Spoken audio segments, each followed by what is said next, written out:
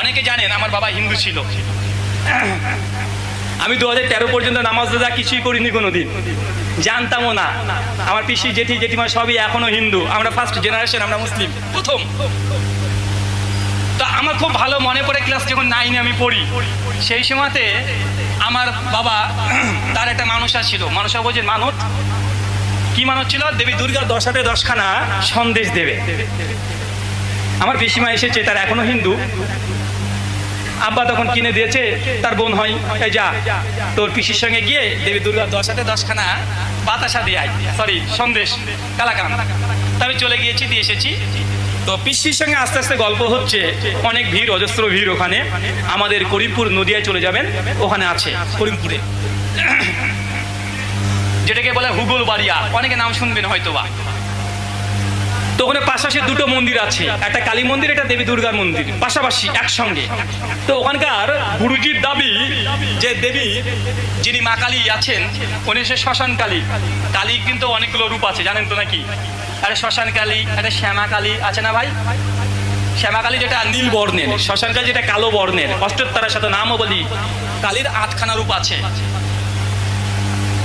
তো আমি যখন দেবী দুর্গার ওটা দিয়ে আসার পরে আমার পিসিমার সঙ্গে গল্প করতে করতে আসছি, আমার পিসিমা তখন বলছে, বাবা জানিস ওখানে মা কালীর যে মণ্ডপটা দেখলি, ওখানে কালীটা আছে, ওই হচ্ছে জাগ্রত দেবী, মাঝে মধ্যে জেগে যায়।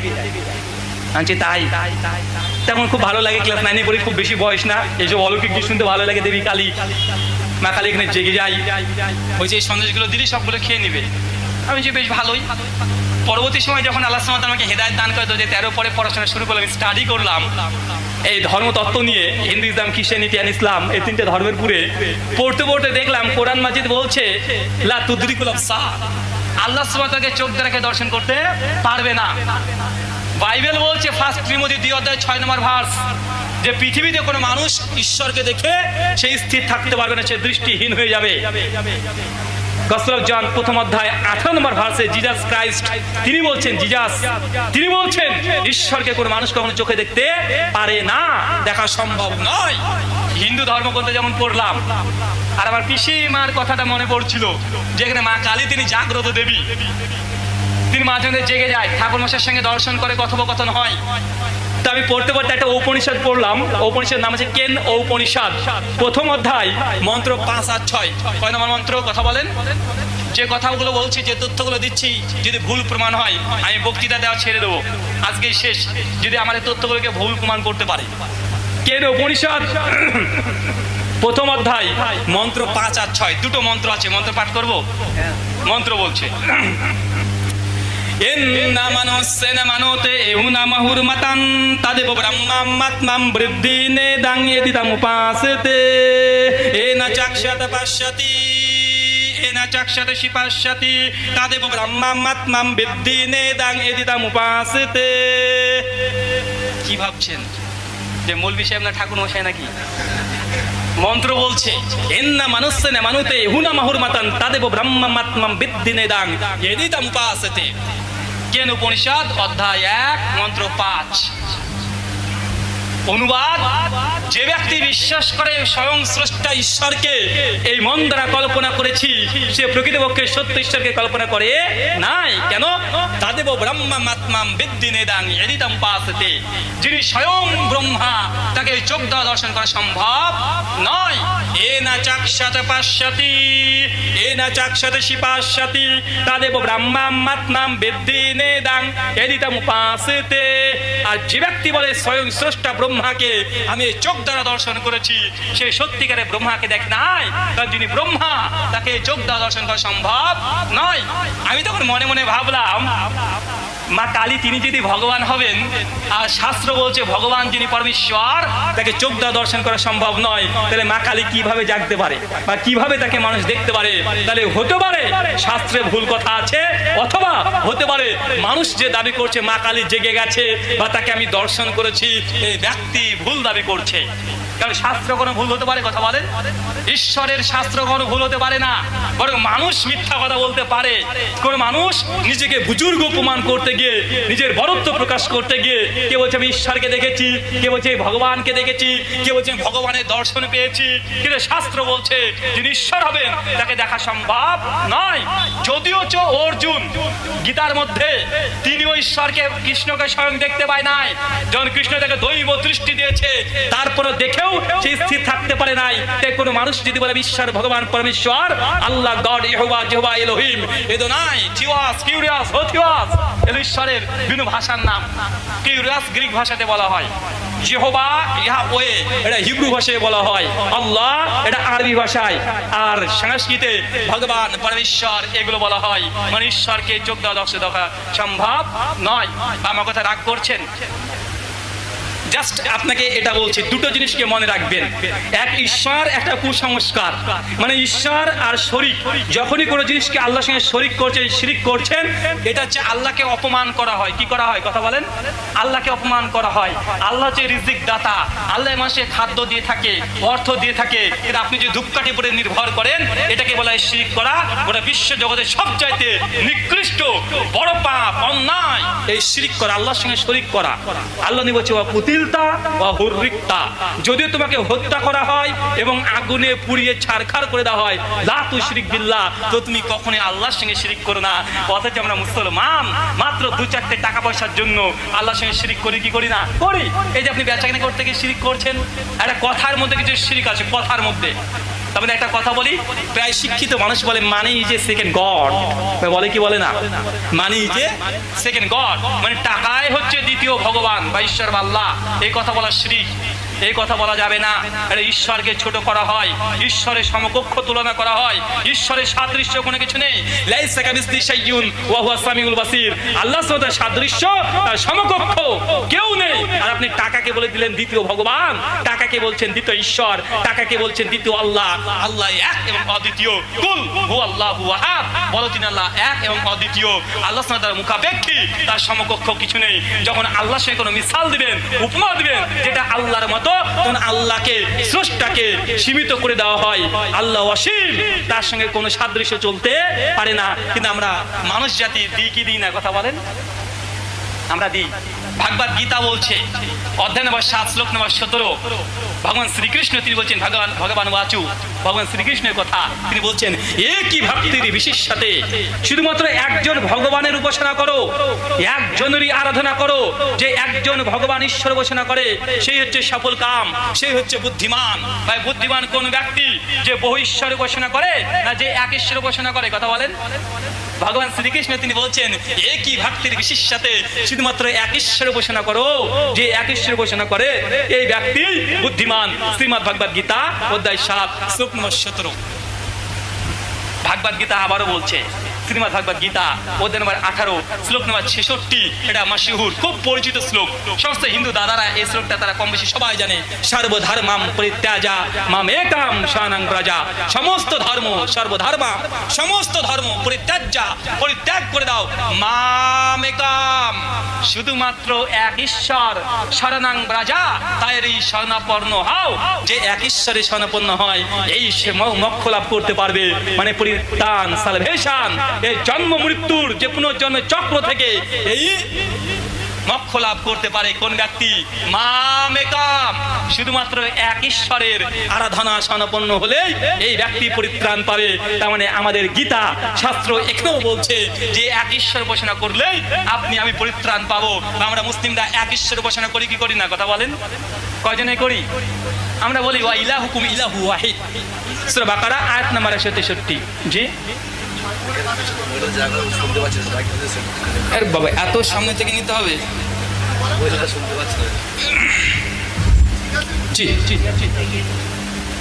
আমরা যে কথা বলছিলাম যে আমরা মুসলিম এবং হিন্দুদের ভ্রাতৃত্ব কিভাবে রক্ষা পেতে পারে, এর জন্য কয়েকটা শুধু টিপস দেব। যেহেতু আমাদের ভারতবর্ষ নানা জাতি, নানা ধর্ম, নানা বর্ণ মানুষ আমরা পাশাপাশি বসবাস করি। আমাদের ওঠা বসা, চলাফেরা, ব্যবসা বাণিজ্য, স্কুল, সমস্ত জায়গায় হিন্দু মুসলিম এবং খ্রিস্টানদের মেলামেশা আছে না নাই কথা বলেন? কিন্তু আমরা বেশ কিছুদিন থেকে লক্ষ্য করছি মুসলিমদের এই ভ্রাতৃত্ববোধ, এই যে সর্বধর্মের একটা ভ্রাতৃত্ববোধকে নষ্ট করা হচ্ছে বা হচ্ছে কি হচ্ছে না। 2-4টে মানুষ তাদের বাজে কিছু মন্তব্যের কারণে হিন্দু মুসলিমদের মধ্যে ভ্রাতৃত্ব নষ্ট হচ্ছে কি হচ্ছে না কথা বলেন? কিছু মানুষ আছে যারা রাজনীতি ফায়দা হাসিল করার জন্য, ক্ষমতা অর্জনের জন্য, অর্থের জন্য হিন্দু মুসলিমদের মধ্যে লড়াই দাঙ্গা বাঁধিয়ে দিয়ে তারা ক্ষমতার চূড়ান্ত শিখরে যেতে চায়। আর আমরা সাধারণ হিন্দু মুসলিম আমরা আগাগোড়া না বুঝে আমরা নিজের বাড়ির পাশের যেই আমাদের হিন্দু দাদা আছে বা মুসলিম পরিবার আছে তাদের সঙ্গে আমরা খারাপ মন্তব্য, খারাপ ধারণা, আমরা শত্রুতা এটা তৈরি করে ফেলছি কি ফেলছি না, কথা বলেন, বাঁচে না নাই আছে। তার জন্য মনে রাখবেন যেসব মানুষ রাজনীতির সঙ্গে যুক্ত তাদের কোনো কথা চাই সে হিন্দু হোক চাই সে মুসলিম হোক, রাজনৈতিক কোনো ব্যক্তি যদি কোনো ধর্মের ব্যাপারে কোনো কথা বলে এই কথাটাকে আমলে নেবেন না। কি বললাম, কথা বলেন, এই কথাটাকে আমলে নেওয়ার দরকার নেই। এই কথাটাকে আমলে নেওয়ার অর্থ হচ্ছে এটা হিন্দু এবং মুসলিমদের মধ্যে দাঙ্গা লাগানোর একটা চক্রান্ত কৌশল। অবশ্যই প্রত্যেক হিন্দু এবং মুসলিমদের এটা বোঝা উচিত যখনই রাজনৈতিক ব্যক্তিত্ব কোনো মন্তব্য করছে কোনো ধর্ম প্রসঙ্গে তাদের এই কথার উপরে নির্ভর করে সেই কথাকে সত্য বলে বিশ্বাস করে পাশের বাড়ির সঙ্গে যেন দ্বন্দ্ব ঝামেলা, ফিতনা ফাসাদ, মারামারি, কাটাকাটি, অন্তরে বিদ্বেষ এগুলো যেন তৈরি না হয়। কারণ ওর উদ্দেশ্য এটা বলে একটা জাতিকে আমরা লেলিয়ে দিয়ে তারা সিংহাসন দখল করবে। কথা কি মা বুঝতে পারছেন ভাইজান? আমরা ওই জায়গাতে ফিরে যেতে পারি কোথায়, যে শাস্ত্র কি বলছে ভগবান শ্রীকৃষ্ণ পরমেশ্বর। হিন্দু দাদারা মনে করে তিনি হচ্ছেন পরমেশ্বর, যোগেশ্বর। শ্রীকৃষ্ণ তিনি বলছেন একই ভক্তের বিশিষ্টতে একজনের উপাসনা করতে। আমরা মুসলিমরা কয়জনের উপাসনা করি, কথা বলেন? আমরা একজন আল্লাহরই উপাসনা করি, দ্বিতীয় কোনো আল্লাহ আমরা বিশ্বাস করি? কোরআন বলছে কুল হু আল্লাহু আহাদ, বলো তিনি আল্লাহ এক এবং অদ্বিতীয়। আমরা গোটা বিশ্বে যে মুসলিমরা আছি যে একজন আল্লাহকে বিশ্বাস করি, তার সমকক্ষ কোনো কিছুকে বিশ্বাস করি না। আর শ্রীকৃষ্ণ এই কথাই বলছে যে মাম একাম, শুধুমাত্র এক ঈশ্বরের আরাধনা করো, তারই শরণাপন্ন হও, তবেই তুমি মোক্ষ লাভ করতে পারবে, তুমি পরিত্রাণ পাবে। এই জন্ম মৃত্যুর এই যে চক্র এখান থেকে তুমি নিস্তার পাবে। তো অবশ্যই আমরা শ্রীকৃষ্ণের এই বাণী অনুযায়ী, তার বচন অনুযায়ী, তার শ্লোক অনুযায়ী আমরা মুসলিমরা মোক্ষ লাভ করতে পারবো কি পারবো না, কথা বলেন? জি, লা ইলাহা আমরা সকলেই জানি, লা ইলাহা, লা মানে হচ্ছে নাই, লা হচ্ছে নাফিস সেগা, লা মানে নেই, কিছুই নেই, লা ইলাহা কোন ঈশ্বর নেই, অস্বীকার করা, লা ইলাহা কোন ঈশ্বর নেই। তারপরে ইল্লাল্লাহ শুধুমাত্র এক আল্লাহ ছাড়া, আমরা এটাই বিশ্বাস করছি লা ইলাহা ইল্লাল্লাহ, কোনো ঈশ্বর নেই, কোনো উপাস্য নেই, কোনো মাবুদ নেই, কোনো গড নেই, কোনো পরমাত্মা নেই, ইল্লাল্লাহ শুধু এক আল্লাহ ছাড়া, যেটা ভগবান শ্রীকৃষ্ণ তিনিও এই কথাই বলছেন। শ্রীমদ্ ভাগবত গীতা অধ্যায় নম্বর 18 শ্লোক নম্বর 62। আমি আগে বলেছি যে রেফারেন্স গুলো দিচ্ছি, যে কথাগুলো বলছি, যদি কেউ ভুল প্রমাণ করতে পারে বা অনেকে মনে করতে পারে মুসলমান হয়তো নিজের ইচ্ছে মতো সংস্কৃত বানিয়ে বানিয়ে বলছে। মানুষকে আগে বলছে ধুলো দিয়ে যাওয়ার যুগ চলে গেছে, আর নেই। এখনই মোবাইলটা বের করেন, নেটটা অন করেন, অ্যাপ্লিকেশন আছে না ভাই, প্লে স্টোর আছে না নাই? প্লে স্টোর আছে, লিখেন ভাগবত গীতা, কয়েক হাজার ভাগবত গীতা পেয়ে যাবেন মোবাইলে, আছে না নাই? এখনই পেয়ে যাবেন। আপনি চ্যাপ্টার নাম্বার 18 ভার্স নাম্বার 62 মানে গীতার 18 অধ্যায় 62 নম্বর ভার্স খুলেন, ভগবান শ্রীকৃষ্ণ তিনি আবার বলছেন একই কথা যে এক ঈশ্বর উপাসনা করতে হবে তবে তুমি মোক্ষ লাভ করবে। 18 অধ্যায় 66 নম্বর শ্লোকে একই কথা বলছে, এক ঈশ্বর উপাসনা করবে তবে তুমি মোক্ষ লাভ করবে। একই কথা বলছে গীতা 9ম অধ্যায় মন্ত্র নম্বর 23 এবং 24। মন্ত্র কি বলছে? ইয়া ওপি অন্য দেবতা ভক্তি যে জানান্তে শ্রদ্ধানিতা তে ওপি মম বকন্তে যে জানান্তে অবাদি পূর্বকামা। ইয়া ওপি অন্য দেবতা, হে অর্জুন, হে আমার সখা, ইয়া ওপি অন্য দেবতা, যারা সত্যিকার ঈশ্বরকে বাদ দিয়ে অন্য দেবতা অন্য অন্য দেবতাদের উপাসনা করে, তে ওপি মম এবং কন্তে জানান্তে অবাধি পূর্বকাম, যে ব্যক্তি এক ঈশ্বর সত্য ঈশ্বরকে বাদ দিয়ে অন্য দেবতা অন্য অন্য বিভিন্ন দেবতার উপাসনা করে, এই উপাসনা স্বয়ং স্রষ্টা বলছেন অবাধি পূর্বকাম, এটা শাস্ত্রসম্মত নয়, এটা বিধিপূর্বক নয়। এই উপাসনা, এই আরাধনা, এই জপ তপ ঈশ্বর ঈশ্বর কখনো গ্রহণ করেন না। কোথায়? গীতা 9ম অধ্যায় মন্ত্র নম্বর 23 এবং 24 ভগবান শ্রীকৃষ্ণ বলছে যে এক ঈশ্বরকে বাদ দিয়ে অন্য অন্য দেবতাদের উপাসনা করে, দেবতাদের অর্চনা করে, তারা কখনোই তার এই উপাসনা ঈশ্বর গ্রহণ করবে না। বা এই কথা আমরা মুসলিমরা বলি কি বলি না? কথা বলেন। আমরা বলি আল্লাহকে বাদ দিয়ে যদি আপনি অন্য কোনো উপাসনা করেন, আল্লাহ এটা ক্ষমা করবেন না। শ্রীকৃষ্ণ তিনি একই কথা বলছেন, এক সত্য ঈশ্বর উপাসনা করতে হবে। শ্রীমদ্ ভগবদ গীতা অধ্যায় 18 শ্লোক নম্বর 62-তে কৃষ্ণ আবার বলছে, তামেব শরণং গচ্ছা সর্বভাবনে ভারতা তৎপ্রসাদাৎ পরম শান্তি স্থানং প্রবাণস্যতে শস্যতমা। হে অর্জুন, তামেব শরণং গচ্ছা, সর্বাত্মক শক্তি দিয়ে ওই স্রষ্টার অনুসন্ধান করো, যাকে পেলে পরম শান্তি স্থানং, যাকে পেলে তুমি পরম শান্তি পাবে, তুমি মোক্ষ লাভ করতে পারবে, জন্ম মৃত্যুর পুনরুচক্র থেকে তুমি নিস্তার পাবে। শ্রীকৃষ্ণ বলছে যে ঈশ্বরকে অনুসন্ধান করো। ঈশ্বরকে কি বলছে বলেন তো? তামেব শরণং গচ্ছা সর্বভাবনে ভারতা, সর্বাত্মক ভাবে ওই ঈশ্বরকে অনুসন্ধান করো। ঈশ্বরকে খুঁজতে হবে। আপনি ঈশ্বরকে যদি না খুঁজেন, পৃথিবীতে এখন কোটি কোটি ঈশ্বর, মানুষের চাইতে ঈশ্বর বেশি হয়ে গেছে এখন, আছে না নাই? কথা বলেন ভাই, মানুষের চেয়ে ঈশ্বর বেশি না? আমরা মুসলিমরা বলছি দেখো আমাদের আল্লাহ, ইনি সমস্ত কিছু করতে পারে। আমরা পরিষ্কার বলি যে ভগবান শ্রীকৃষ্ণ তিনি ঈশ্বর নন, শিব তিনি ঈশ্বর নন। যারা বৈষ্ণব মতবাদে বিশ্বাসী হিন্দু দাদাদের মধ্যে ইস্কন সম্প্রদায়, যারা গৌরী মঠে বিশ্বাসী, শ্রী চৈতন্য দেবের অনুসারী, তারা বলে যে তারা হচ্ছে বৈষ্ণব, তারা শ্রীকৃষ্ণকে মনে করে পরমেশ্বর, তারা মনে করে শিব বা লক্ষ্মী কালী দুর্গা সরস্বতী এরা ঈশ্বর নয়, এরা মাত্র দেবতা। এদের উপাসনা করলে ভগবান শ্রীকৃষ্ণ গীতা 7ম অধ্যায় 7 অধ্যায় 23 এবং 24 নম্বর মন্ত্রে বলছে, যারা শ্রীকৃষ্ণের উপাসনা করতে করতে মৃত্যুবরণ করবে তারা মোক্ষ লাভ করবে, যারা অন্য দেবতার উপাসনা করে মৃত্যুবরণ করবে তারা অন্যদেরকে পাবে, যারা রাক্ষসের উপাসনা করতে গিয়ে মৃত্যুবরণ করবে তারা রাক্ষসের প্রাপ্ত হবে। তাহলে শ্রীকৃষ্ণ যারা বৈষ্ণব মতবাদী বিশ্বাসী, তারা মনে করে যে শিব পরমেশ্বর নয়, বরং পরমেশ্বর হচ্ছে কে? শ্রীকৃষ্ণ। কিন্তু যারা শৈব মতবাদী বিশ্বাসী হিন্দু দাদাদের, তারা হচ্ছে জি না, আসলে আমাদের শিব ইনি হচ্ছেন পরমেশ্বর, ইনি হচ্ছেন পরমেশ্বর। কৃষ্ণ তিনি জাস্ট একজন দেবতা, জাস্ট দেবতা, তাদের মধ্যে মতনৈক্য আছে। তার মানে আপনাকে এই জন্য শ্রীকৃষ্ণ তিনিও বলছেন তামেব শরণং গচ্ছা সর্বভাবনে ভারতা, সর্বাত্মক ভাবে ওই ঈশ্বরকে তুমি খোঁজার চেষ্টা করো, যে ঈশ্বরকে পেলে তুমি পরম শান্তি স্থানাং, পরম শান্তি তুমি পাবে, মোক্ষ লাভ করবে। তাই আপনি যাকে তাকে ঈশ্বর মেনে নেবেন এটা হতে পারে না। ঈশ্বরকে এটা আপনাকে জানতে হবে বা জানার দরকার আছে না নাই? কথা বলেন। কারণ আমরা মুসলিমরা বলছি আমাদের আল্লাহ ইনি সত্যিকারের ঈশ্বর। যারা হিন্দু বৈষ্ণব তারা বলছে না শ্রীকৃষ্ণ ঈশ্বর, যারা বলছে আমরা শৈব তারা বলছে না মহেশ্বর শিব ইনি হচ্ছেন প্রকৃত ঈশ্বর। যারা ব্রহ্মবাদী, যারা শঙ্কর আচার্যর মত অনুসারী মায়াবাদী যারা আছে, তারা বলছে না ব্রহ্মা ইনি হচ্ছেন প্রকৃত ঈশ্বর। যারা খ্রিস্টান তারা বলছে এরা কেউ ঈশ্বর না, যীশু খ্রিস্ট ইনি ঈশ্বর। বাঁচে না নাই? কথা বলেন। তাহলে বোঝা যাচ্ছে পৃথিবীতে মানুষ কে যে প্রকৃত ঈশ্বর মতনৈক্য আছে না নাই? একজন, আমি বক্তৃতা দিতে উঠেছি তো পাশ থেকে সভাপতি সে আমাকে বলে দিচ্ছে, এই সভাপতি না আর একজন আছে, মনে অন্য একটা স্টেজের কথা বলছে, আমাকে বলছে ভাইজান আমাদের এখানে সবাই একসঙ্গে বসবাস করি, আপনি বিতর্কিত কিছু বিষয়ে বলবেন না প্লিজ। আমি তখন বলছি সভাপতি সাহেবকে যে শেখ একটু বিতর্ক নেই কোন বিষয়ে একটু বলেন তো আমাকে, কোন বিষয়ে বিতর্ক নেই? বলছে আপনি বলবেন তৌহিদ প্রসঙ্গে বলবেন, মানে আল্লাহ সম্পর্কে একটু বলবেন। বলছি ভাই আল্লাহ নিয়ে সবচেয়ে বেশি বড় মতনৈক্য আছে। কেউ বলছে আল্লাহ নাই, মানে নাস্তিক বলছে আল্লাহ নাই, মানে স্রষ্টাই নেই, এমনি সৃষ্টি হয়ে গেছে। ভাই আল্লাহ নিয়ে মতনৈক্য আছে না নাই? স্রষ্টা ক্রিয়েটর, এটা নিয়ে গোটা বিশ্বের সবচেয়ে বড় মতনৈক্য। আমরা বলছি আমাদের আল্লাহ ইনি হচ্ছেন প্রকৃত আল্লাহ, হিন্দুরা বলছে না আমাদের ঈশ্বর ইনি প্রকৃত ঈশ্বর, খ্রিস্টানরা বলছে না আমাদের ঈশ্বরের প্রকৃত ঈশ্বর। তার জন্য সিমিলার কিছু কথা বলতে চাই যে ঈশ্বরের পরিচয় কি? বাদর দেখতে মানুষের মতো, মানুষে দেখতে বাদরের মতো, তো বাদরকে আপনি মানুষ বলতে পারেন না, পারবেন? কথা বলেন।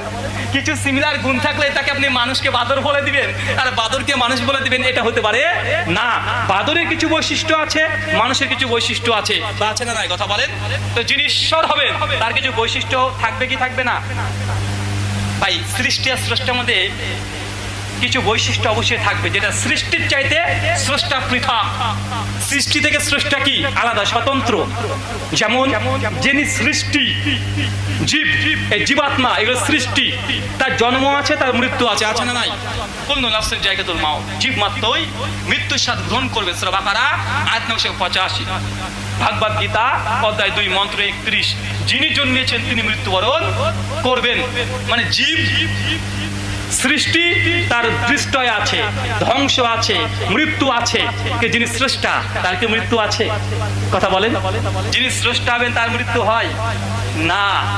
আল্লাহ সুবহানাহু ওয়া তাআলা বলছেন পবিত্র কোরআন সূরা বাকারা সূরা নম্বর 2 আয়াত নম্বর 255, আয়াতুল কুরসি সকলে আমরা জানি, ওয়াল হাইয়ুল কাইয়ুম, তিনি চিরঞ্জীব, চিরস্থায়ী। আল্লাহ সুবহানাহু ওয়া তাআলা মৃত্যুবরণ করেন না, বা আল্লাহ মৃত্যুবরণ করবে? আল্লাহ মৃত্যুবরণ করবে না। কুল্লু মান আলাইহা ফান ওয়া ইয়াবকা ওয়াজহু রাব্বিকা যুল জালালি ওয়াল ইকরাম, সমস্ত কিছু ধ্বংস হয়ে যাবে, কিন্তু আল্লাহ সুবহানাহু ওয়া তাআলা যে স্রষ্টা তিনি ধ্বংস হবে না। সূরা রহমান সূরা 67 আয়াত নম্বর 25, 26, 27। মানে আল্লাহ বা স্রষ্টার একটা গুণ হচ্ছে এটা যে তিনি মৃত্যুবরণ করবে না। স্রষ্টা কখনো মৃত্যুবরণ করতে পারে না। ভাগবত গীতা বলছে অধ্যায় নম্বর 10 শ্লোক নম্বর 3, শ্রীকৃষ্ণ তিনি বলছেন, ইয়ামাম মাজাম মানাদিম চ বিত্তলোক মাহেশ্বরাম আসাম মুরাসুমেরচু সর্ব পাপেই প্রমুচ্ছতে।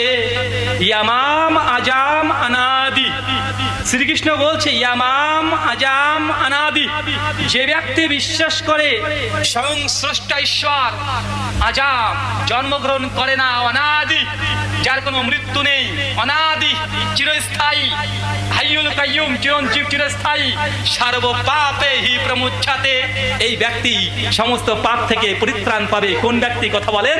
যে ব্যক্তি এমন ঈশ্বরে বিশ্বাস করে যে ঈশ্বর কখনো মৃত্যুবরণ করে না, এই ব্যক্তি সমস্ত পাপ থেকে মুক্তি পাবে। এখন বলুন তো, আমরা যে আল্লাহকে বিশ্বাস করি, আমাদের আল্লাহ তিনি কি মৃত্যুবরণ করেছেন? কথা বলেন। ইন্না লিল্লাহি ওয়া ইন্না ইলাইহি রাজিউন, আল্লাহ কখনো মৃত্যুবরণ করতে পারে না, আল্লাহর কোনো মৃত্যু নেই। এখন আমি হিন্দু দাদাদেরকে বা পৃথিবীতে যারা যাকে স্রষ্টা যে বিশ্বাস করেন, আপনি আপনার স্রষ্টাকে দেখেন তো, আপনার স্রষ্টা কি মৃত্যুবরণ করেছে?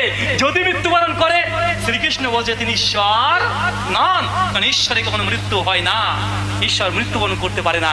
ঈশ্বরের এটা বৈশিষ্ট্য নয় যে ঈশ্বর মৃত্যুবরণ করবে, এই ঈশ্বর কখনো সত্যিকার ঈশ্বর নয়। ঈশ্বরের আরেকটা বৈশিষ্ট্য আছে, যিনি ঈশ্বর হবেন তিনি কখনো জন্মগ্রহণ করেন না। ঈশ্বর জন্মগ্রহণ করবে? কথা বলেন। যিনি ঈশ্বর হবেন তিনি কখনো জন্মগ্রহণ করবেন না। আল্লাহ সুবহানাহু ওয়া তাআলা বলেছেন পবিত্র কোরআন সূরা ইখলাস সূরা নম্বর 112 আয়াত নম্বর 3, লাম ইয়ালিদ ওয়া লাম ইউলাদ, আল্লাহ কখনো জন্মগ্রহণ করেন না, আল্লাহ কাউকে জন্ম দেন না। আল্লাহ ক্রিয়েটর সৃষ্টি করে, জন্ম দেওয়া আল্লাহর কাজ নয়, জন্ম সৃষ্টি দেয়। আমার বাবা মায়ের সঙ্গে ফিজিক্যাল রিলেশন করে আমি জন্ম হয়েছি, এটা জন্ম দেওয়া। কিন্তু আল্লাহ সুবহানাহু ওয়া তাআলা কোন সৃষ্টির সঙ্গে মিশে গিয়ে তিনি এই সৃষ্টি প্রক্রিয়ার মাধ্যমে কিছু জন্ম দেন না, এবং তিনি সৃষ্টি করেন, কুন ফায়াকুন, আল্লাহ অর্ডার করে আর সেটা হয়ে যায়। কথাকে বুঝতে পারছেন ভাইজান? তার মানে যিনি ঈশ্বর হবেন, যিনি আল্লাহ হবেন, তিনি জন্মগ্রহণ করতে পারে। ধরুন আপনাকে বলছি, আমি আপনার স্কুলের ছাত্র, আপনি আমার শিক্ষক, আমি একদিন স্কুলে যাইনি, এবং শিক্ষক বলছি কিরে তুই কালকে কেন স্কুলে আসিসনি? এখন আমি অজুহাত টেস্ট করে বলছি যে স্যার আমাদের পাড়াতে একটা ঈশ্বর জন্মগ্রহণ করেছে, দেখতে গিয়েছিলাম, এই জন্য আমি স্কুলে আসিনি। এবং আপনি কি বলবেন? কিরে পাগল নাকি, ঈশ্বর জন্মগ্রহণ করেছে? বা আমি যদি বলি যে স্যার কালকে স্কুলে আসিনি এই জন্য যে আমাদের পাড়ায় যে ভগবান ছিল ভগবান মারা গেছে, বা ঈশ্বর মারা গেছে, বা আল্লাহ মারা গেছে, বা এই কথা বললে আপনি আমাকে পাগল বলবেন না? কারণ ভগবান ঈশ্বরের এটা বৈশিষ্ট্য নয় যে মৃত্যুবরণ করবে সে ভগবান হতে পারে না। সৃষ্টি মৃত্যুবরণ করতে পারে, স্রষ্টা মৃত্যুবরণ করতে পারে না। সৃষ্টি জন্মগ্রহণ করতে পারে, স্রষ্টা জন্মগ্রহণ করে না। এই কথাই পবিত্র কোরআন বলছে, লাম ইয়ালিদ ওয়া লাম ইউলাদ, আল্লাহ কোনো জন্মগ্রহণ করেন না, আল্লাহ কোনো জন্ম দেন না, আল্লাহ শুধু সৃষ্টি করেন, মানে আল্লাহ জন্মগ্রহণ করবেন না। একই কথা ভগবান শ্রীকৃষ্ণ তিনি আবার বলছেন শ্রীমদ্ ভাগবত গীতা অধ্যায় নম্বর 10 শ্লোক নম্বর 3, ইয়ামাম মাজাম মানাদিম চ বিত্তলোক মহেশ্বরাম আসাম মুরাসুমেরতসু সর্ব পাপে হি প্রমুচ্ছতে। ইয়ামাম আজাম, যে ব্যক্তি বিশ্বাস করে স্বয়ং স্রষ্টা আজাম, যিনি জন্মগ্রহণ করেন না, আজাম জন্মগ্রহণ করেন না, সে আদি থেকেই আছে, সর্ব পাপে হি প্রমুচ্ছাতে, এই ব্যক্তি সমস্ত পাপ থেকে মুক্তি পাবে। মানে আমাদের কোন ঈশ্বর উপাসনা করা উচিত? কথা বলেন কোন ঈশ্বরের? যে ঈশ্বর জন্মগ্রহণ করেন নাই, যে ঈশ্বর মৃত্যুবরণ করে না, এই ঈশ্বরকে আগে দেখতে হবে যে কোন ঈশ্বর জন্মগ্রহণ করেনি, মৃত্যুবরণ করেনি, এই ঈশ্বরকে আগে খোঁজেন। এই জন্য কৃষ্ণ বলছে যে ঈশ্বরকে খুঁজতে হবে, ঈশ্বরকে আগে খোঁজো, যাকে তাকে ঈশ্বর হিসেবে বিশ্বাস করা যাবে না, ঈশ্বরকে অনুসন্ধান করতে হবে। লক্ষ লক্ষ ঈশ্বর ঘুরে বেড়াচ্ছে, এবং সঠিক ঈশ্বর কোনটা আপনি তার বৈশিষ্ট্য দিয়ে চিনতে হবে। শ্রীকৃষ্ণ এই জন্য বলছে ইয়ামাম আজাম, যিনি ঈশ্বর হবেন তিনি কখনো জন্মগ্রহণ করেন না। তখন খুঁজে দেখেন কোন ঈশ্বর জন্মগ্রহণ করেনি। আপনাকে প্রশ্ন করি ভাই জান, বলুন তো আল্লাহ কখনো জন্মগ্রহণ করেছে? আমরা বলেছি আল্লাহ আরবে জন্মগ্রহণ করেছে, কথা বলেন? আমরা বলি? আমরা তো বলি না। আল্লাহ স্রষ্টা, তিনি জন্মগ্রহণ করে না। একটা অভিযোগ আছে, কিছু কিছু মানুষ বলে, আমার পিসিমা আমাকে একদিন বলছে যে বাবা তোরা মুসলমান আমাদের শিব ঠাকুরকে বেঁধে রেখেছিস, তোরা খুব বদ। আমি তো বলছি পিসিমা কোথায় বেঁধে রাখলাম শিব ঠাকুরকে? উনি তখন বলছেন, আমার পিসিমার কথা বলছি, উনি তখন বলছেন যে কেন তোদের মক্কাতে আমাদের শিব ঠাকুরকে বেঁধে রেখেছিস তোরা? ভাই অনেকে অভিযোগ করে না যে মক্কাতে আমরা শিব ঠাকুরকে বেঁধে রেখেছি। কোনটা শিব ঠাকুর বলেন তো ভাই? মানে তারা বলতেছে হাজরে আসওয়াত, আরে কালো একটা পাথর আছে না, কাবা শরীফের সঙ্গে লাগানো আছে, এখন ওটাকে বলছে এটা আমাদের শিবলিঙ্গ, অথবা এটা আমাদের শিব ঠাকুর। আমার পিসিমা আল্লাহি আল্লাহর কসম করে বলছে, আমাকে বলছে যে তোমরা মুসলমান খুব বদ, তো কেন বদ? ওটা আমাদের শিব ঠাকুরকে বেঁধে রেখেছো। আজ পিসিমা শিব ঠাকুর সৌদি আরবে গেল কিভাবে? শিব ঠাকুরের যে ইতিহাসগুলো আমরা পাই শিব পুরাণ থেকে এবং শিব গীতা থেকে। অনেক মানুষ মনে করে গীতা শুধু ভাগবত গীতা, গীতা একখান না, গীতা টোটাল 36খানা গীতা আছে।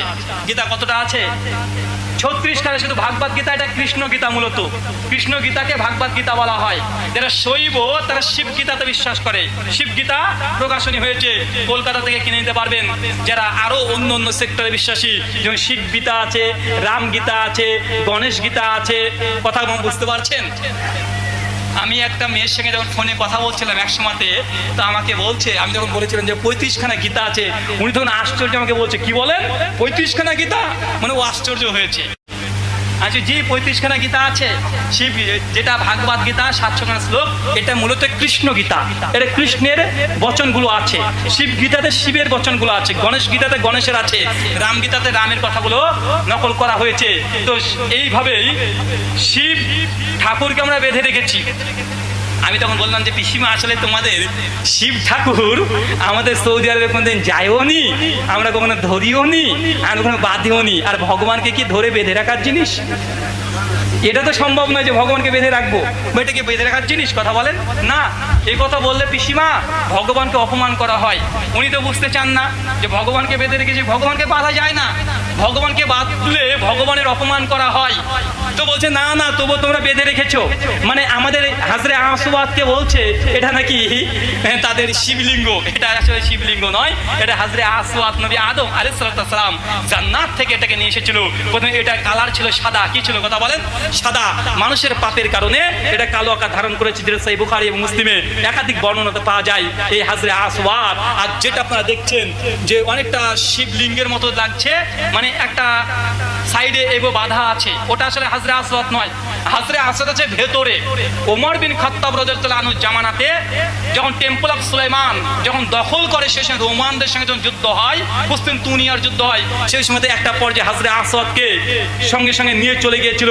ওই যুদ্ধের কারণে ওখান থেকে কিছু ভেঙে টুকরো টুকরো হয়ে গিয়েছিল।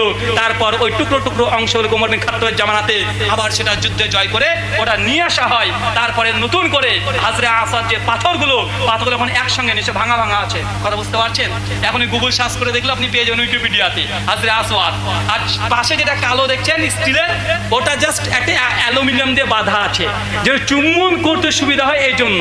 কথা আমার বোঝা যায়?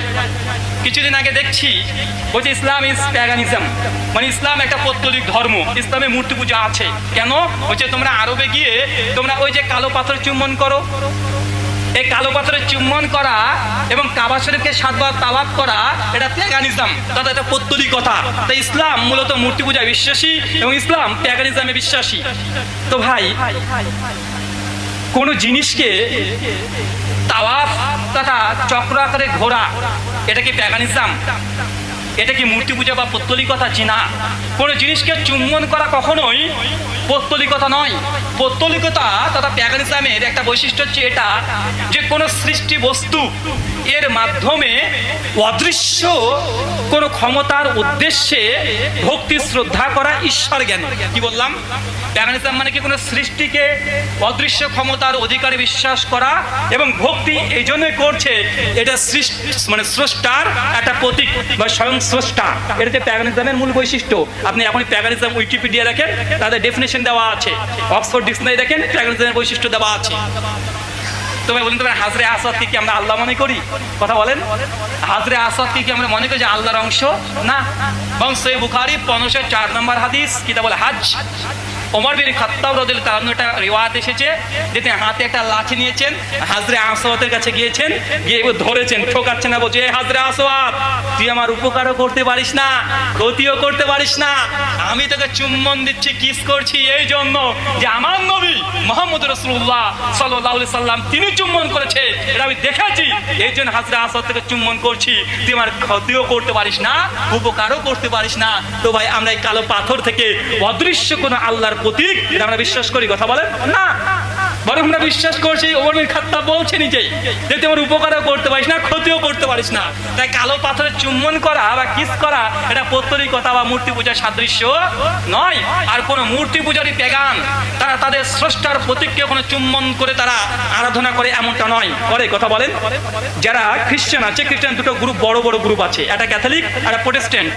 যারা ক্যাথলিক তারা মাদার মেরিকে তারা বলে ঈশ্বরের মা। কথা বুঝতে পারছেন? আচ্ছা, আমার সময়টা বলে দেবেন, শেখ মনে চলে এসেছে। ক্যাথলিকরা মনে করে মাদার মেরি, মারিয়াম আলাইহিস সালামকে মনে করে ঈশ্বরের মা। এবং ক্যাথলিক গির্জাগুলোতে দেখবেন মারিয়মের মূর্তি আছে বা আছে না, এবং ছবি আছে, তারা বলে মাদার গড, ঈশ্বরের মা। জি, মাদার গড তাই মনে করে। কোনো খ্রিস্টানকে দেখেছেন যে তারা মাদার মেরির মূর্তিতে চুম্বন করছে বা কিস করছে? করে না। কেন? কারণ চুম্বন করা এটা উপাসনার কোনো পদ্ধতি নয়। কোনো হিন্দু দাদাকে দেখবেন না যে কালীকে, দেবী কালী বা লক্ষ্মী বা সরস্বতী একে চুম্বন করছে, এটা উপাসনার পদ্ধতি নয়। আপনি আপনার স্ত্রীকেও কিস করেন, চুম্বন করেন, আপনি কি আপনার বউয়ের উপাসনা করছেন? বলেন। আমি আমার ছেলেকে চুম্বন করি, আমি কি আমার ছেলের চুম্বন করছি অর্থ কি উপাসনা, ওয়ার্শিপ করছি, ইবাদত করছি? না। চুম্বন করা এটা ইবাদত বা ওয়ার্শিপ নয়। চুম্বন ভালোবাসা সম্মানের জন্য করা হয়। কথাকে বুঝতে পারছেন? তাই হাজরে আসওয়াদকে চুম্বন করা এটা প্যাগানিজম নয়, এটা মূর্তি পূজারি নয়, আর এটা শিবলিঙ্গও নয়। একটা মন্ত্র দিয়ে আজকে আলোচনা শেষ করব। শেখ চলে এসেছে। মন্ত্রের শেষ অংশ শ্বেতাসূত্র পরিষদ অধ্যায় নম্বর 6 শ্লোক নম্বর 9, ওখানে পরিষ্কার হয়ে বলছে, নাচস্য কশ্চিৎ পাতিরাস্তি লোকো নাচে সীতালিঙ্গমা সাকারানাম কারণাপাদিপো নাচস্য কশ্চিৎ জনিতা না জনিপা।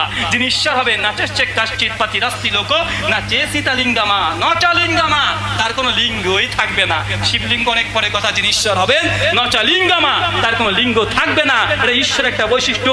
নচলিঙ্গমা, তার কোনো লিঙ্গ থাকবে না। নাচাপাতি, তার কোনো স্বামী থাকবে না। এটা হচ্ছে ঈশ্বর একটা গুণ। আল্লাহ সুবহানাহু ওয়া তাআলা এই কথাগুলো বোঝার তৌফিক দান করো। সকলে পড়ি আল্লাহুম্মা আমিন। আমার কথায় যদি কেউ অনুভূতিতে আঘাত পান, আপনার কাছে অবশ্যই অন্তঃস্থল থেকে আমি ক্ষমা চেয়ে নিচ্ছি। কাউকে অনুভূতিতে আঘাত দেওয়ার জন্য আমি আলোচনা করিনি বা আলোচনা করার উদ্দেশ্য নয়। জাস্ট ঈশ্বর তত্ত্ব নিয়ে আলোচনা করতে গিয়ে এই দৃষ্টান্ত কিছু আমি আপনাকে দিলাম, এবং কিছু ভুল ধারণা যে মুসলিমদের সমাজে অন্য কেউ এসে বলে যায়, এই ধারণাগুলোকে যৎসমানে খণ্ডন করার চেষ্টা করেছি। আল্লাহ সুবহানাহু ওয়া তাআলা এই কথাগুলোকে মানুষের অন্তরে ভালো হিসেবে গ্রহণ করার তৌফিক দান করো। সকলে পড়ি আল্লাহুম্মা আমিন। এ দাওয়া রেখে আজকের মতো আলোচনা শেষ করছি। ওয়া মা আলাইনা ইল্লাল বালাগ। সুবহানাকাল্লাহুম্মা ওয়া বিহামদিকা আশহাদু আল্লা ইলাহা ইল্লা আনতা আস্তাগফিরুকা ওয়া আতুবু ইলাইক। আসসালামু আলাইকুম ওয়া রাহমাতুল্লাহি ওয়া বারাকাতুহু। এখানে শুনলাম রাহুল ব্রাদার, তিনি বললেন যে ইসলাম ধর্ম সম্পর্কেও বললেন, প্লাস হচ্ছে সবচেয়ে ভালো যে জিনিসটা লাগলো সেটা হচ্ছে তিনি ভগবদ্গীতার অনেকগুলো রেফারেন্স দিলেন এবং অনেকগুলো সম্পর্কে বললেন যে সেখানে মানে ঈশ্বর সম্পর্কে কি বলা রয়েছে। অ্যাকচুয়ালি যে ঈশ্বর এক সেটা বলা রয়েছে, অ্যাকচুয়ালি যে ঈশ্বরের জন্ম হয় না, মৃত্যু হয় না, বা ঈশ্বর তত্ত্বের কোনো জন্ম হয় না, মৃত্যু হয় না, সেই জিনিসটা এখানে বলা হয়েছে। এবং তিনি অনেক কিছু সাদৃশ্য হিন্দু ধর্ম এবং তার সাথে সাথে ইসলাম ধর্মর মধ্যে যে মিলগুলো সেগুলো কিন্তু তিনি সুন্দরভাবে ফুটিয়ে তুললেন। এবং তার সাথে সাথে এটাও তিনি বললেন যে কোনো ধর্মকে ছোট না করে, সবচেয়ে বড় কথা হচ্ছে এটাই। তো শুনতে খুব ভালো লাগলো। আর একটা জিনিস সেটা হচ্ছে আমরা যত উপনিষদ স্টাডি করব, উপনিষদের মধ্যে, বেদের মধ্যে আরও ডিপলি অনেক সাদৃশ্য পাওয়া যায় ভিন্ন ধর্মের মধ্যে। কারণ ভিন্ন ধর্মে হয়তো সে এক কথাই বলা রয়েছে, কিন্তু আমাদের বুঝতে কোনো একটা জায়গাতে ভুল হয়, তার জন্য আমরা ভাবি যে এত ভেদাভেদ, এত মানুষের বিভেদ, বা একে অপরের সাথে একটা খারাপ দৃষ্টিকোণ দিয়ে দেখা। কিন্তু মূল সত্য এক, মূল যে ঈশ্বর বলুন, আল্লাহ বলুন, বা একদিকেই আঙুলটা করা হচ্ছে বিভিন্ন কিতাবে বিভিন্ন রকমভাবে। তো সেই এক রকমভাবে আঙুল করাটা আমরা বুঝতে পারছি না, তার ফলে সেই এক সত্তাকে আমরা চিনতেও পাচ্ছি না। তো এই ঘটনাটা ঘটছে। তো এখানে একটা জিনিস বলা হয়েছে যে এটা আমি মনে হয় যে বলা উচিত, সেটা হচ্ছে যে ইনি বললেন যে মূর্তিকে ভগবান মানা। তো অ্যাকচুয়ালি মূর্তিকে ভগবান মানা হয় না। কারণটা হচ্ছে এটাই যে মূর্তিকে ভগবানের একটা উপাসনার মাধ্যম হিসেবে দেখা যায়। মুসলিমরা যেমন যে জান্নাতের পাথর রয়েছে, একটা নাম বললেন, নামটা আমার ঠিক মনে পড়লো না, তো তাতে যেমন চুমু দিয়ে তাকে একটা শ্রদ্ধা জানানো হয়, তেমনি এখানে ঈশ্বর বা ভগবান আমাদেরকে যা যা জিনিসগুলো দিয়েছেন, ভগবানের কিছু দরকার নেই, মানে ঈশ্বরের বা সৃষ্টিকর্তার কোনো কিছু দরকার নেই। ধান, দুব্বা, আগুন, ফুল, খাবার, অন্ন, জল, কিচ্ছু দরকার নেই। কিন্তু আমরা সেই জিনিসগুলোকে দিই এটার জন্যই যে একটা থ্যাঙ্কস জানার জন্য, যে এই জিনিসগুলো দিয়ে আমাদেরকে সমৃদ্ধ করার জন্য ধন্যবাদ, তার জন্য তাদেরকে অর্পণ করা হয়। এবং সেটাকে বিভিন্ন জায়গাতে বিভিন্ন দেখি অনেক রকমভাবে সেই কালচারটাকেই মানে একটু খারাপ করে অনেক সনাতন মানুষরাই কিন্তু তুলে ধরে। সেখানে মানে মা খাচ্ছেন এরকম, বা ঈশ্বর খাচ্ছেন এরকম টাইপের কোনো একটা কুসংস্কার রটানো হয়, বা এমন কিছু দেখানো হয় যেগুলো অ্যাকচুয়ালি সত্য না। এটা একটা সিম্পল একটা অর্পণের মাধ্যম, যে আমাকে এতগুলো জিনিস দিয়েছেন তার জন্য ধন্যবাদ, আমি সেটাকে আপনাকে রিটার্ন করছি, বা আমি সেটাকে আপনাকে থ্যাঙ্কস জানাচ্ছি, ফুল দিয়ে আমি আপনাকে থ্যাঙ্কস জানাচ্ছি, বাস এটুকুই। তবে হ্যাঁ, আপনি যদি বলেন হিন্দু ধর্ম কি মূর্তি পূজা আছে, তাহলে আমি বলবো হ্যাঁ আছে। হিন্দু ধর্মে আবার যদি জিজ্ঞেস করেন হিন্দু ধর্মে কি সত্যিই মূর্তি পূজা আছে, তাহলে আবার এটাও বলবো যে হিন্দু ধর্মে না, শুধু মূর্তি পুজো কিন্তু নেই। হিন্দু ধর্মের অনেক মাধ্যম আছে যেগুলো কিন্তু মূর্তি পুজো নেই। আবার হিন্দুরা বলছে হিন্দুদের কিন্তু গোমাংস খায় না, এটা আবার মানেন? অনেকে বলবে হ্যাঁ এটা তো সত্যি। আবার আপনি সাউথ ইন্ডিয়াতে চলে যান, সেখানে কিন্তু গোমাংস বা এরকম কোনো কিন্তু বিধিনিষেধও কিন্তু নেই। তো ভগবদ্গীতা হচ্ছে অ্যাকচুয়ালি একটা ওয়ে অফ লাইফ, যেখানে কি করবে না করবে সেটা তোমাকে চাপিয়ে দেওয়া হয়নি, তোমাকে ইঙ্গিত করা হয়েছে ঈশ্বরের দিকে, তুমি অগ্রসর কতটা হবে সেটা তোমার কাছে। এবং একটা সেলফ কি বলবো এক্সপ্লোরের বিষয়, কোনো বিলিফের বিষয় কিন্তু এখানে নেই। অ্যান্ড এখানে খুব ভালো লাগলো যে ইনি এখানে খুব সুন্দরভাবে জিনিসটা এক্সপ্লেন করলেন এবং অনেক রেফারেন্স কিন্তু দিলেন। অ্যান্ড অনেকে কমেন্ট করেন যে আমরা কোনো হিন্দু ধর্মের বই পড়ি কি না বা আমরা জানি কি না। সত্যি কথা বলতে কোভিডের টাইমের পর থেকে অনেকগুলো সময় পেয়েছিলাম, সেই সময় আমি প্রথম ভগবদ্গীতা পড়ি এবং আরও অন্যান্য অনেক কিছু স্পিরিচুয়াল পডকাস্ট হোক বা অনেক বইয়ের অডিও বুক হোক বা ভগবদ্গীতা স্টাডি করা হোক, অনেক কিছুই পড়ছি, জানছি, বুঝছি, অনেক কিছু জানি অলরেডি। তো চেষ্টা করি এটাই যে সবার মাঝে যে এই একতা সেটা যেন বজায় থাকে এবং সবাই মানছে যে এক, সেটা যেন মানুষ বুঝতে পারে। কারণ আমরা কেউই আলাদা নই, আমরা সবাই হচ্ছে এক। সেই এক সৃষ্টিকর্তারই সন্তান বললে ভুল হবে, বা এক সৃষ্টিকর্তারই মানে কি বলবো মানুষ, বা যাই হোক। তো এই ছিল আজকের video. Thank you so much video দেখার জন্য। আর কোন কোন ভিডিওর উপর আমরা রিয়াকশন করতে পারি সেটা অবশ্যই কমেন্ট করে জানাবেন। এখনকার মতো এই পর্যন্তই, দেখা হবে আবার পরবর্তী কোনো ভিডিওতে। ততক্ষণের জন্য ভালো থাকুন, সুস্থ থাকুন আর দেখতে থাকুন আমাদের চ্যানেল। আর হ্যাঁ, অনেকদিন পর ভিডিও নিয়ে এলাম, তার জন্য একটু দুঃখিত, একটু কাজের জন্য ব্যস্ত হয়ে পড়েছিলাম। তো সবসময় সময় হয় না রেগুলার ভিডিও দেখায়, আমার একটা আলাদা প্রফেশন আছে, তার সাথে সাথে টাইম পাসের জন্য এগুলো মাঝে মধ্যে ভিডিওগুলোও বানাই। যথেষ্ট ভালো লাগে, আপনাদের এত সাপোর্ট ভালোবাসা পাই, তার জন্য ভিডিওগুলো বানাতে আরও বেশি উৎসাহ পাই। আর আমাদের জয়েন বাটন ক্লিক করে আমাদেরকে সাপোর্ট করতে পারেন চ্যানেল।